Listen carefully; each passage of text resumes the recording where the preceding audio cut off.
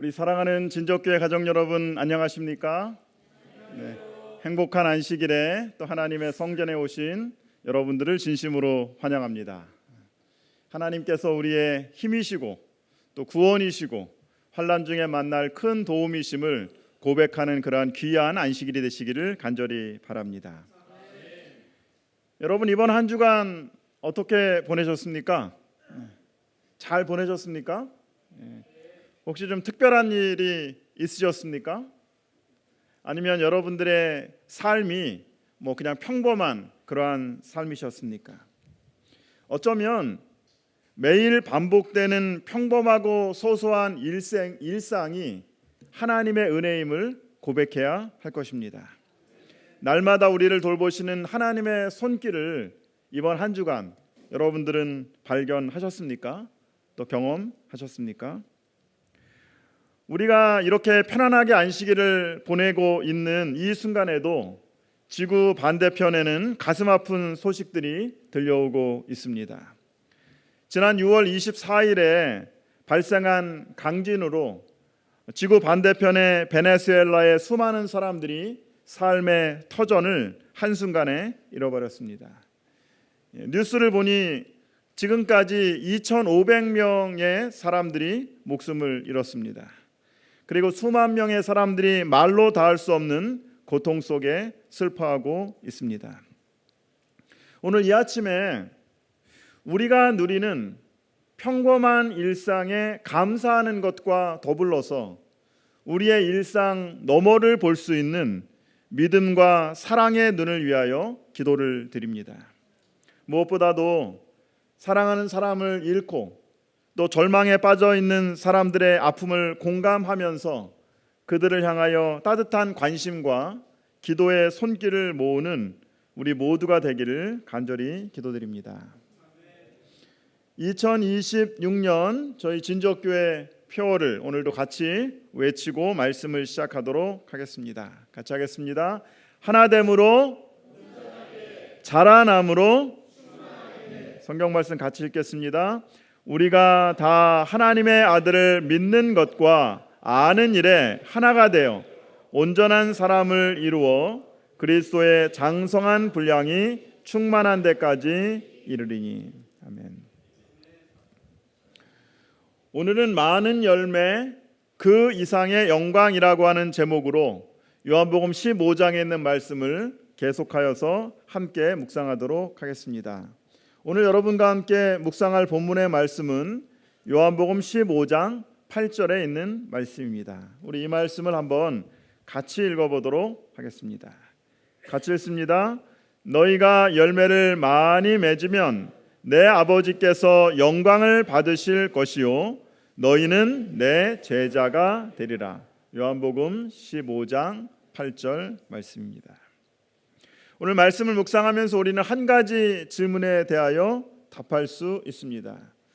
많은 열매의 궁극적인 목적은 무엇일까요? 우리가 지난 시간에 기도와 말씀에 열매 맺는 시간을 통하여 우리는 우리의 삶에 많은 열매를 맺을 수 있게 되었다고 그렇게 함께 나누었습니다. 삶의 열매를 맺는 궁극적인 목적은 하나님의 영광을 드러내는 것입니다. 그리고 우리가 주님의 제자임을 세상에 보내주는 증거가 되는 것입니다. 중세시대 거대한 성당을 짓는 건축장 옆에 채석장이 있었습니다. 그곳에서 많은 사람들이 다양한 일을 하고 있었습니다. 하루는 지나가던 한 사람이 분주하게 돌을 깎고 있는 사람에게 물어보았습니다. 지금 무엇을 하고 계십니까? 첫 번째 사람이 대답을 합니다. 보면 몰라요? 제가 지금 돌을 깎고 있습니다. 두 번째 사람에게 물어봅니다. 당신은 지금 무엇을 하고 있습니까? 뭘 하냐고요? 돈 벌고 있습니다. 가족들을 먹여 살릴 돈을 벌고 있습니다. 또 옆에 있는 사람에게 물어보았습니다. 당신은 지금 무엇을 하고 있습니까? 같은 질문에 세 번째 사람은 얼굴에 환한 미소를 띠며 이렇게 이야기를 합니다. 저는요, 뭘 하냐면요, 천지를 만드신 하나님의 성전을 짓고 있습니다. 하나님의 영광을 위하여 거룩한 성전을 짓고 있습니다. 똑같은 일을 하고 있는데 어떤 사람은 그냥 단순히 뭐 하고 있다고요? 돌을 깎고 있다고. 어떤 사람은 돈을 벌고 있다고. 그리고 어떤 사람은 하나님의 영광을 위하여 집을 짓고 있다고 이야기하고 있는 것입니다. 지난 한 주간 여러분 무엇을 하셨습니까? 그리고 그 일에서 어떤 의미를 발견하였습니까? 고린도전서 10장 31절에 하나님께서 우리에게 이렇게 말씀하십니다. 같이 한번 읽어볼까요? 같이 읽습니다. 너희가 먹든지 마시든지 무엇을 하든지 하나님의 영광을 위하여 하라. 고린도전서 10장 31절 말씀입니다. 자신이 하고 있는 일, 이것이 단순히 돈벌이의 수단이 아니라 하나님이 부르시는 소명으로 여기는 사람들이 있습니다. 물론 이들도 돈을 벌고 있지만 단순히 그것은 노동 이상입니다. 내가 하고 있는 일을 통해서 하나님의 뜻을 발견하게 될 때 내가 하고 있는 일은 내가 누구인지에 대한 정체성을 보여주는 것입니다. 그리고 삶의 의미와 기쁨을 발견하는 통로가 되는 것입니다. 자신이 하는 일 그리고 공부를 통해서 삶의 큰 의미를 발견하는 사람들은 그냥 평범한 삶을 사는 사람들과는 전혀 다른 그러한 일상을 보내고 있습니다. 첫 번째는 태도가 다릅니다. 이 사람들은 자신이 하는 일을 진심으로 즐기면서 하는 것입니다. 두 번째는 관점이 다릅니다. 내가 하고 있는 작은 일이 이 세상을 더 나은 곳으로 만든다고 하는 기여를 믿는 것입니다. 세 번째는 삶이 풍요로워집니다. 자신이 하는 일에서 의미를 발견하게 되면 삶의 만족도와 행복감이 높아지는 것입니다. 우리가 어떻게 우리가 하고 있는 일들을 통하여 하나님의 영광을 위하여 일할 수 있을까요?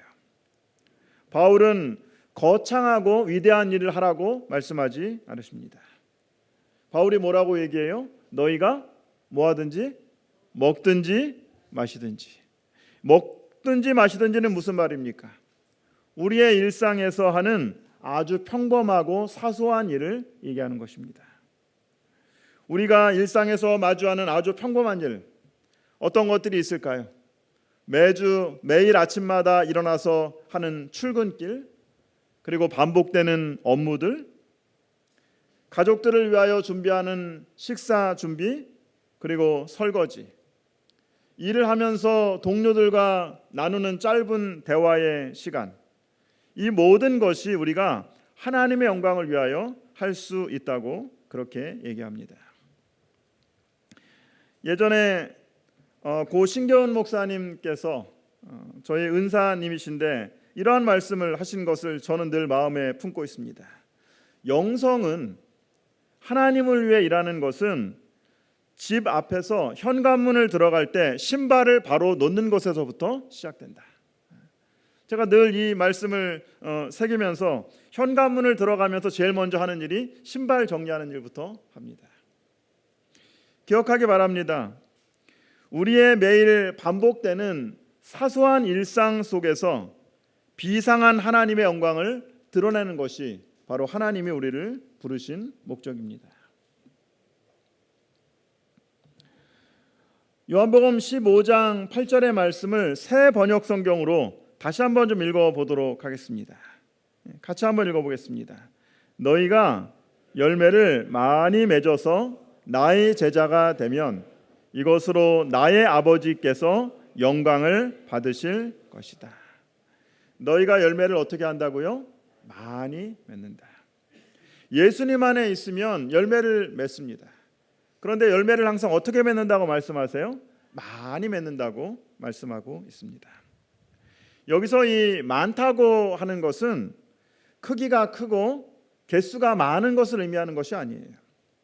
열매의 풍성함을 강조하는 것입니다. 그러니까 우리가 예수님 안에 있으면 항상 우리의 삶이 어떻게 된다는 거예요? 풍성해질 수 있다고 하나님께서 말씀하시는 것입니다. 이 많은 열매는 시간에 비례합니다. 시간이 지나면 지날수록 우리의 열매가 더욱더 풍성해지는 것입니다. 예수님과 오랜 시간 함께 생명의 관계를 맺으면 맺을수록, 날마다 기도의 말씀의 시간이 늘어나면 늘어날수록 우리는 자연스럽게 예수님을 닮은 품성의 열매가 맺히게 되는 것입니다. 여러분, 사과 좋아하십니까? 어떤 사과가 가장 품질이 좋은 사과일까요? 부사, 부사 맞습니다. 제가 이렇게 좀 찾아보니까 사과는 껍질이 매끈매끈한 것보다 거친 것이 더 맛이 있다고 합니다. 이 겉이 번지르한, 이 겉이 매끈매끈한 사과는 해발이 낮은 곳에서 자라나는 사과라고 합니다. 그러니까 일교차가 많이 나지 않는 사과입니다. 사과는 단맛만 난다고 맛있는 것이 아니라 단맛도 나지만 무슨 맛이 나야 돼요? 약간 좀 산미라고 하죠. 새콤달콤한 맛이 나야지 맛있는 것입니다. 그런데 어떻게 하면은 이 사과가 단맛만 나는 것이 아니라 이렇게 새콤달콤한 맛이 날 수 있을까요? 열매가 맺고 익어져가는 과정에서 서리를 여러 번 맞은 사과일수록 과육이 단단하고 아삭하고 식감이 좋다고 합니다. 삶의 열매도 어떻게 보면은 사과와 같습니다. 낮의 더위와 밤의 추위를 견디고 오랜 시간 나무에 달려 있을 때, 인생의 단맛뿐만이 아니라 신맛이 조화를 이룰 때 명품 사과로 태어나는 것입니다. 베드로전서 4장에서 사도 베드로는 우리에게 이렇게 이야기를 합니다. 사랑하는 자들아, 너희를 연단하려고 오는 불시험을 이상한 일 당하는 것 같이 이상히 여기지 말고 오히려 너희가 그리스도의 고난에 참여하는 것으로 즐거워하라. 이는 그의 영광을 나타나실 때 너희로 즐거워하고 기뻐하게 하려 함이라. 삶의 시련과 고난을 경험하면 우리는 당황합니다. 평범한 삶에서 때때로 작은 어려움이 겹치면, 시련과 어려움을 당하면 여러분, 우리가 주로 어떤 생각을 먼저 하게 되죠? 뭐 잘못됐나? 혹시 하나님이 나를 버리셨는가라고 그렇게 생각될 때가 있습니다. 그런데 오늘 하나님의 말씀은 삶의 불시험을 이상히 여기지 말고 뭐하라? 즐거워하고 기뻐하라고 말씀하십니다. 우리가 삶의 고난과 어려움을 당할 때에 고난과 어려움에 집중하는 것이 아니라 그 이상을 바라보는 것을 성경은 바로 믿음이라고 얘기하는 것입니다. 우리가 고난과 어려움을 당할 때에 그 현재의 상황이 아니라 그 너머에 있는, 그 이상에 있는 하나님의 큰 그림을 믿음의 눈으로 바라보시게 되기를 간절히 바랍니다. 삶의 고난과 시련이 우리를 단단하게 하고 더 맛있고 향기나는 열매가 맺히게 할 것입니다. 무엇보다도 시련과 고난을 통하여 우리 안에 예수님을 닮은 은은한 향기가 배어나오게 되는 것입니다. 하나님의 말씀을 받은 자들은 어느 누구도 고난과 시험을 면할 수 없다. 투쟁을 통하여 영적 생애는 힘을 얻게 된다. 시련을 잘 견디게 되면 그것이 견실한 품성과 보배로운 영적 미덕을 개발시켜 줄 것이다. 믿음과 온유와 사랑의 완전한 열매는 흔히 풍파와 역경 속에서 가장 잘 성숙된다. 시련과 어려움을 만날 때에, 때때로 우리의 삶에서 이해하기 어려운 일들을 경험할 때에 그 너머를 바라볼 수 있는 믿음을 위하여 기도하시게 되기를 간절히 바랍니다. 기억하시기 바랍니다. 예수님을 닮은 품성은 그냥 평범한 삶에서 이루어지는 것이 아니라 삶의 풍파와 역경 속에서 이루어지는 것입니다. 낮의 더위와 밤의 추위를 견딜 때에 우리 안에서 예수님을 닮은 은은한 향기가 배어나오고 많은 열매를 맺히게 되는 것입니다. 우리가 할 일은 하나님의 말씀을 받아들이고 그것을 굳게 붙잡고 우리 자신을 전적으로 그 말씀에 굴복시키는 것이다. 그렇게 할 때 우리 안에서 하나님의 목적이 성취될 것이다. 노란색으로 쓴 부분은 같이 한번 읽어볼까요? 같이 읽습니다. 그리스도께서 우리 안에 거하실 것이며 그의 품성이 우리의 성품 가운데 재현될 것이다. 그리하여 우리는 혹 100배, 혹 60배, 혹 30배가 되는 성령의 열매를 맺게 될 것이다. 기억하기 바랍니다. 예수님 안에 있는 많은 열매는 오랜 시간 동안 고난과 시련을 통하여 성숙되어 가는 것입니다. 우리는 믿음으로 예수님 안에 거합니다. 그리고 말씀을 묵상함으로 예수님이 우리 안에 경험합니다. 그리고 많은 열매를 맺습니다. 그러면 제자는 어떤 사람이 제자입니까? 여기 요한복음 8장 31절과 32절에 이렇게 얘기합니다. 같이 한번 읽어보겠습니다. 그러므로 예수께서 자기를 믿는 유대인들에게 이르시되 너희가 내 말에 거하면 참으로 내 제자가 되고 진리를 알지니 진리가 너희를 자유롭게 하리라. 우리가 단순히 예수님을 믿음으로 예수님을 영접할 뿐만 아니라 예수님 안에 거함으로 말씀 안에 거함으로 우리가 뭐가 되는 것입니까? 예수님의 제자가 되는 것입니다.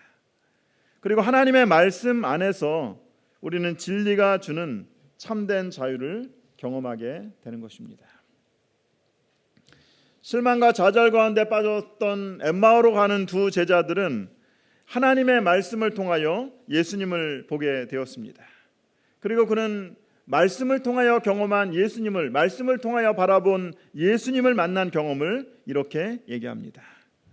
그들이 서로 말하되 길에서 우리에게 말씀하시고 우리에게 성경을 풀어주실 때 우리 속에서 마음이 뜨겁지 아니하더냐 하고, 우리 마음에 하나님의 말씀이 거하실 때에 냉랭한 마음이 뜨거워집니다. 하나님의 말씀은 우리의 무의미를 의미로, 절망을 희망으로, 어둠을 빛으로, 슬픔을 기쁨으로 변화시켜 주시는 것입니다. 제자들이 환경이 달라진 것들이 아무것도 없습니다. 그런데 그들이 말씀을 통하여 세상을 바라보는 눈을 변화시킵니다. 말씀을 통하여서 하나님의 뜻을 깨닫게 된 것입니다. 그러니까 그의 가슴이 어떻게 돼요? 뜨거워지는 것입니다. 말씀으로 가슴이 뜨거워진 사람들은 가만히 있을 수가 없었어요. 그래서 제자들은 공포와 두려움에 떨고 있는 다른 친구들을 위해서 그들을 향하여 나아가게 되는 것입니다. 한 노인이 조용히 파도가 밀려오는 바닷가를 걷고 있었습니다. 바닷가에는 파도에 밀려온 수백 마리의 불가사리들이 널려 있었습니다. 노인은 뜨겁게 내려지는 태양볕 아래서 말라 죽어가는 불가사리를 한 마리씩 잡아서 바다로 던지기 시작했습니다. 한동안 이 일을 하고 있는데 바닷가를 걷던 한 젊은이가 이런 이야기를 합니다. 아니, 뭐 하고 계시나요, 어르신? 저는 지금 햇빛에 말라 죽어가고 있는 불가사리를 바다로 다시 보내주고 있습니다. 어르신, 시간 낭비하지 마세요. 바닷가에 수백 마리의 불가사리가 있는데 그 많은 불가사리를 어떻게 다 바닷물 속으로 집어넣을 수 있겠습니까? 또 세상에는 이런 바다가 1000개도 넘습니다. 네이도 불가사리들은 파도에 밀려 바닷가에 널리게 될 텐데 단지 몇 마리 바다에 돌려보낸다고 무슨 차이가 있겠습니까? 젊은이는 약간 냉소적으로 노인에게 이렇게 물었습니다. 이 말을 듣던 노인은 잠시 생각을 하더니 다시 허리를 숙이고 뜨거운 햇빛에 말라 죽어가던 불가사리 한 마리를 집어서 바닷물로 던졌습니다. 그리고 노인은 혼자 이렇게 중얼거립니다. 비록 내가 이 세상에 있는 모든 불가사리를 살릴 수는 없지만은 적어도 이 한 마리에게는 엄청난 차이가 있는 것이다. 때때로 우리는 우리가 하고 있는 사소한 일이 보잘것없다고 생각될 수 있습니다. 그리고 아무도 알아주지 않는 커다란 변화를 만들어내지 못할 수도 있다고 생각합니다. 그러나 내가 오늘 아침 누군가를 위하여 드렸던 간절한 기도, 분주한 삶에서 마음속에 생각나는 사람을 위하여 했던 한 통의 안부 전화, 그리고 위로가 필요한 사람들과 함께하는 식사의 자리를 통하여 우리는 예수님의 품성을 나타내는 것입니다. 그리고 우리의 일상을 통하여 한 사람의 삶을 바꿀 수 있는 것입니다. 여러분, 부활하신 일요일 오후에 예수님이 얼마나 할 일이 많고 바쁘셨겠습니까? 그런데 그분이 하신 가장 중요한 일은 뭐예요? 절망하고 낙심한 제자들을 찾아가신 것입니다. 그리고 그들을 위로하고 그들에게 하나님의 사랑을 나타낸 것입니다. 그 사소한 방문을 통하여 두 사람의 마음이 감동되었습니다. 그리고 삶이 변화되었습니다. 그리고 그들은 말씀으로 뜨거워진 가슴으로 다른 사람들에게 복음을 전하는 제자가 되었습니다.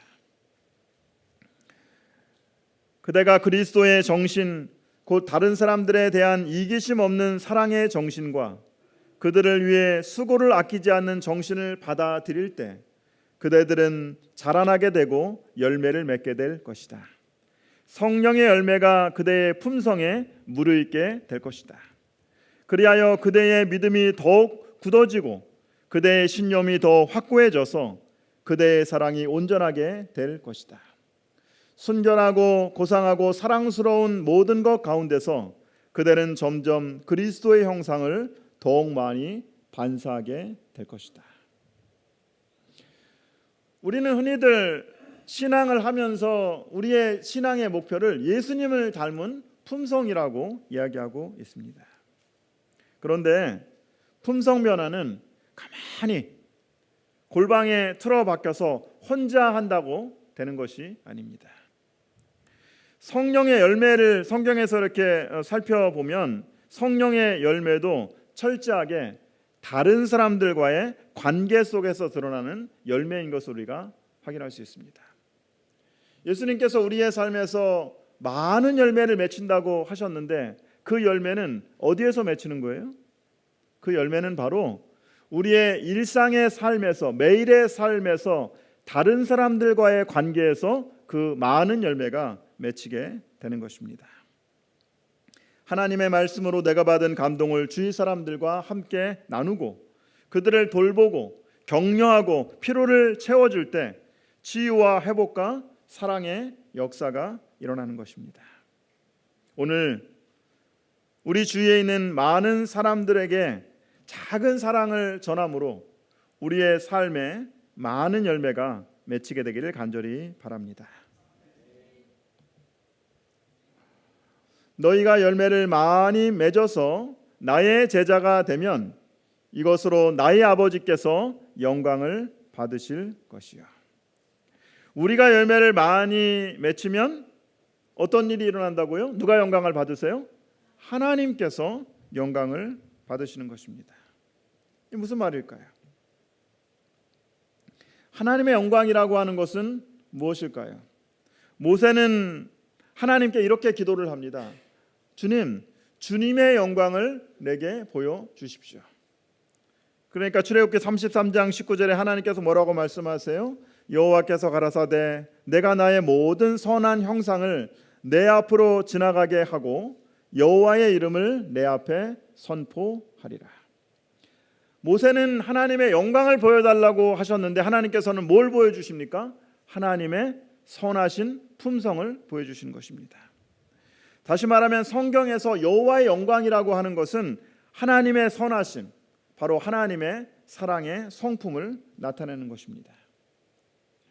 인간이 지음을 받은 창조주의 형상을 나타내는 것, 그것을 바로 하나님께 영광을 돌린다고 얘기하는 것입니다. 물은 내 이름으로 일컫는 자, 곧 내가 내 영광을 위하여 창조한 자를 오게 하라. 그들을 내가 지었고 만들었느니라. 우리는 흔히 종교적인 일을 할 때만 하나님께 영광을 돌리는 것이라고 그렇게 생각을 합니다. 성경을 읽고 묵상할 때, 교회에서 오늘처럼 이렇게 뜨겁게 찬양하고 예배를 드릴 때, 시간을 정해놓고 기도를 드릴 때, 우리가 믿음을 다른 사람들에게 나눌 때 하나님께 영광을 돌릴 뿐만이 아니라 우리의 일주일 동안 24시간 우리의 삶을 통하여, 특별히 우리의 매일의 일상을 통하여 우리는 하나님께 영광을 돌릴 수 있습니다. 일터에서 일할 때 아무도 보지 않아도 정직하게 서류를 정리할 때, 까다로운 고객들에게 그리스도의 친절함으로 대할 때 우리는 하나님께 영광을 돌립니다. 학생들이 학교에서 공부할 때, 시험 칠 때 컨닝하지 않고 정정당당하게 최선을 다할 때, 소외된 친구에게 다가가서 먼저 따뜻한 손을 내밀 때 우리는 하나님의 영광을 드러내는 것입니다. 집에서 쉴 때도 마찬가지입니다. 가장 편안한 가족들을 함부로 대하지 않고 감사와 격려의 말을 건네면서 따뜻한 쉼터를 만들어 줄 때 우리는 하나님께 영광을 돌리게 되는 것입니다. 우리가 먹고 마시고 놀면서도 하나님께 영광이 될 수 있습니까? 바로 우리가 유쾌한 삶을 통하여, 우리가 즐겁게 사는 모습을 통하여 이웃들에게 순전한 기쁨을 나눌 때 하나님께 영광을 돌리게 되는 것입니다. 우리 교회 이름이 제7일 안식일 예수 재림 교회입니다. 그래서 줄여가지고 영어로는 저희가 뭐라고 부릅니까? SDA라고 부릅니다. 많은 사람들이 SDA를 오해하는 분들이 있어요. 어떤 분들은 우리가 그냥 단순히 안식일에만 교회에 앉아 있고, 안식일에만 교인이고 일주일 동안은 교인인 것을 티내지 않고 살아간다면 사람들은 우리를 이런 SDA로 부를 거예요. 영어라면 sitting down always입니다. 늘 앉아만 있는 사람이에요. 여러분, 이런 SDA가 되기 원하십니까? 아니면 우리가 예배당에 있을 때만 교인이 아니라 우리의 매 삶 속에서도 나는 하나님의 말씀을 전하는 SDA라고 고백하게 된다면 하나님께서 우리를 이런 SDA로 만들어 주시지 않을까 생각해 봅니다. Serving daily anywhere. 매일 어디서나 이웃을 섬기는 사람들. 우리 모두가 매일 어디서나 이웃을 섬기며 하나님의 은혜를 증거하는 저와 여러분들이 되시기를 간절히 바랍니다. 이 말씀 한번 같이 읽어볼까요? 같이 읽습니다. 생애의 모든 행동은 품성의 표현이다. 평범한 매일의 의무에 종사하는 동안, 곧 나무를 베고 정지 작업을 하고 농사를 짓는 동안 하나님을 위하여 적극적으로 봉사할 수 있다. 그리스도를 위하여 자녀를 양육하는 어머니는 목사가 설교하는 것과 마찬가지로 참으로 하나님을 위하여 일하고 있는 것이다. 이 세상에 중요하지 않은 일은 없습니다. 우리가 어떠한 마음으로 그 일을 하느냐에 따라서 우리가 하나님께 영광을 돌릴 수 있는 것입니다. 특별히 이 말씀이 참 마음에 많이 와닿았습니다. 한 주일 동안 아이들을 돌보느라 수고한 어머니는 오늘 안식일에 설교하고 있는 목사님과 동일하게 하나님의 일을 하고 있는 것입니다. 오늘 앞으로 여러분들이 일주일을 살아가면서 무엇을 하든지 간에 여러분들의 일터에서, 여러분들의 가정에서, 여러분들의 학교에서 여러분들에게 주어진 일에 최선을 다하고 하나님께 영광을 돌리는 그러한 저와 여러분들이 되시기를 간절히 바랍니다. 행복은 전염된다라고 하는 책이 있습니다. 이 책에는 지난 10년간 12,000명의 삶을 추적해서 인간관계의 비밀을 연구한 결과들을 발표하였습니다. 이 결과에 보면은 3단계 인간관계의 법칙이 있습니다. 1단계는 친구 관계입니다. 그리고 2단계는 친구의 친구 관계입니다. 3단계는 친구의 친구의 친구 관계입니다. 그런데 1단계부터 3단계까지의 인간관계를 통해서 사람들은 서로에게 영향을 미친다고 하는 것입니다. 1단계 인간관계, 친구와 친구는 15%의 영향을 주고받습니다. 2단계 인간관계, 친구의 친구관계예요. 몇 퍼센트의 영향을 주고받습니까? 10%의 인간관계를 영향을 주고받습니다. 3단계 인간관계, 친구의 친구. 여러분, 친구의 친구 아세요? 잘 모르잖아요, 우리가. 그렇죠? 친구까지는 아는데, 친구의 친구는 잘 모르는 것 같은데, 몇 퍼센트의 서로 영향력을 주고받아요? 바로 7%의 영향 관계를 주고받는다는 것입니다. 그래서 이 책의 저자는 이런 이야기를 합니다. 옆집에 행복한 사람이 사는 경우 약 34% 정도 행복 지수를 끌어올렸고 1마일 근처에 살 때는 14%를 상승시켰다. 또 행복 지수가 매우 높은 친구가 0.5마일 근처에 살 때 행복 지수는 평균 42% 치솟았다. 비록 나는 작고 연약하지만 나의 삶을 통하여 우리는 다른 사람에게 영향을 미칠 수 있는 것입니다. 여러분 주위에, 여러분 이웃에는, 아니면 여러분들의 친구 중에는 행복한 사람이 더 많습니까? 불행한 사람이 더 많습니까? 여러분 친구들 중에 행복한 사람이 더 많아요? 불행한 사람이 더 많아요? 행복한 사람이 많다면 누구 때문에 그런 거예요? 나 때문에 그런 겁니다. 내가 하고 있는, 나는 비록 작고 연약하지만 나의 작은 영향력을 통하여 주위 사람들을 행복하게 할 수도 있고 불행하게 할 수 있음을 다시 한번 기억하게 되는 것입니다. 그러므로 실물교훈은 품성은 힘이라고 말씀하고 있습니다. 조약들을 호수 가운데 던지면 하나의 파문이 생기고 이어서 다른 파문들이 생기게 되어 그 파문은 증가함에 따라 파문이 그리는 원형은 점점 넓어져서 마침내 그 호수의 가장자리까지 이르게 된다. 우리의 가마도 역시 그러하다. 우리의 가마력은 우리가 알고 조정할 수 있는 이상으로 멀리 퍼져서 다른 사람들에게 축복이 되거나 저주가 되기도 한다. 우리가 너무나 잘 알고 있는 세 천사의 기별의 첫 번째 천사의 기별에서도 하나님께 영광을 돌리라고 이야기하고 있습니다. 우리가 어떻게 하나님께 영광을 돌릴 수 있습니까? 어떻게 다른 사람들이 하나님께 영광을 돌리게 됩니까? 그들로 너희의 착한 행실을 보고 하늘에 계신 너희 아버지께 영광을 돌리게 될 것입니다. 세상에 비추어야 할 작은 빛은 우리의 착한 행실입니다. 예수님을 믿고 변한 우리의 성품을 통하여 그 열매를 보고 다른 사람들이 하나님께 영광을 돌리게 되는 것입니다. 세상에 비칠 마지막 자비의 빛, 곧 세상에 전파되어야 할 마지막 기별은 하나님의 사랑의 품성을 드러내는 것이다. 하나님의 자녀들은 하나님의 영광을 드러내야 한다. 그들은 저희의 생애와 품성을 통하여 저희를 위하여 행하신 하나님의 은혜를 나타내야 한다. 날마다 우리의 평범한 일상 가운데 하나님께 영광을 돌리는 저와 여러분들이 되시기를 간절히 바랍니다. 너희가 열매를 많이 맺으면 내 아버지께서 영광을 받으실 것이요 너희는 내 제자가 되리라. 오늘 말씀을 요약하겠습니다.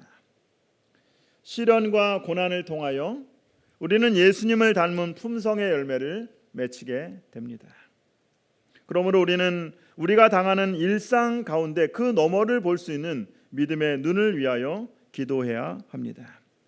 우리는 평범한 일상 가운데 하나님의 사랑의 품성을 드러내며 그리고 하나님께 영광을 돌리게 됩니다. 이번 한 주간 여러분은 어떤 삶을 사시겠습니까?